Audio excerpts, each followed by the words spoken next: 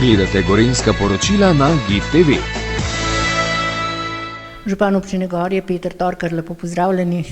En lep dober dan vsem gledalkam in gledalcem.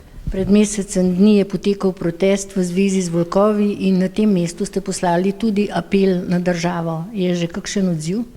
No, res je, pred dobrim mesecem, ko se je zgodil ta pokol volkov, torej večjih zveri v našem območju, je bil tudi opozorilni protest vseh deležnikov, kmetov in pa tudi ljudi, ki živijo na podeželju v alpskem svetu. Namreč volk se je približal oziroma je že zakorakal v naše vasi in če primerjamo, da smo uzakonili, da imamo svoje štirinožne prijatelje, torej naše pse na povodcih, torej to je zakon, da se pa sprehajajo volki, pa imamo občutek, da je vsem pristojnim organom v državi malo mar za to skrb, ki jo želimo posvetiti predvsem za varnost državljank in državljanov in pa seveda, da se ne dogajajo škode v kmetijskih gospodarstvih, predvsem na paši v našem območju, torej Julijskih Alpah. No in prav s to problematiko boste nadaljevali na mesečni koordinaciji županov, ki jo imate z državnim sekretarjem? No, občina Gorje je stalno v aktivnosti, kar se tiče same problematike volka. Torej, še pred današnjo koordinacijo smo poslali Ministrstvu za obrambo, na kakšen način in kdo nas more varovati ob takih primerih. Namreč v naših vaseh, kot so Laze, Prniki, Zatrnik in pa po bližnjih občinah se že slišijo tuljenje volkov v vasi. Tako da državo in pa pristojne organe pozivam, da tiste zveri, ki so prišle že v vas in se ne bojijo več človeka, da odstranijo iz tega naravnega okolja. Danes pa nadaljujemo debato na koordinaciji županov Zgornje Gorenjske, ki jo imamo vsak mesec in upam, da bomo iz te koordinacije odnesli kakšne večje in pa boljše rezultate. Že nekaj časa pa potekajo pogovori tudi o brezpilotnem letalu. No, to je brezpilotni zrakoplov, po domače rečeno dron, zato se je odločila občina Žirovnica, Radovljica, Bled in pa Gorje. Trenutno potekajo že vaje, vsi tisti prostovoljci, torej iz gasilskih društev vseh 4 občin in pa Gorska reševalna služba, ki pa ima v upravljanju ta dron, ki so ga 4 občine nabavile, že urijo pilote, prostovoljce, ki bodo ob intervencijah tudi pilotirali ta dron oziroma brezpilotni zrakoplov.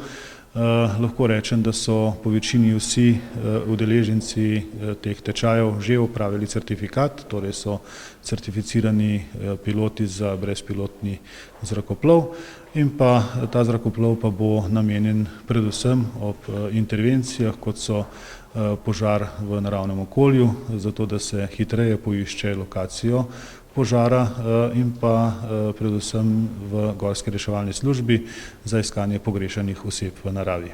V vaši občini pa so v teku tudi številni gradbeni projekti? No, tako se že nadaljuje od lanskega leta. Gradi se po celi občini, trenutno se zaključuje investicija Spodnje Gorje Fortuna, rekonstrukcija državne ceste z vkopom vse komunalne infrastrukture in pa ob državni cesti gradnja pločnika, torej poskrbljeno je tudi za varnost pešcev. Ta trenutek se zaključuje tudi prenova Jenskotove kapelice, ki je bila ob tej državni cesti. To je bil kar lep projekt, saj smo morali kapelico prestaviti za nekaj 10 metrov od te lokacije, ki je bila prvotna, zato da smo zagotovili preglednost na cestnem ovinku, kjer je prej stala kapelica. No, ko bo še to zagotovljeno in izdelano, bomo pristopili z direkcijo k odprtju. Druga velika investicija se zaključuje, to je most čez reko Radona v Krnici. In pa zaključuje se tudi nekje do konca meseca investicija v Podhumu, to pa je kompletna rekonstrukcija občinske ceste z okopom vse komunalne infrastrukture. No, odpirajo pa se drugi projekti oziroma druge izvedbe, to so pa 3 vodovodi proti Zgornjim Lazam in pa v območju Spodnjih Gorij Poljane, torej 3 obnove vodovodnih omrežij in pa 5 rekonstrukcij občinskih cest, ki so pa večinoma še makadamski.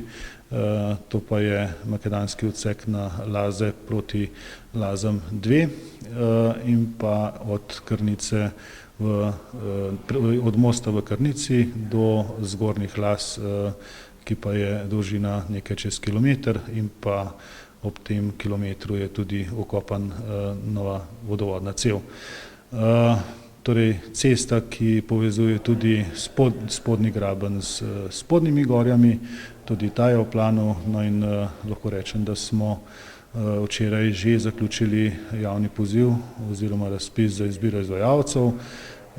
Prijavili so se 3 izvajalci, VGP Kranj, Prestor in pa Gorenjska gradbena družba, in po ocenah, ki so jih dali izvajalci, je med ugodnejšimi ponudniki Gorenjska gradbena družba.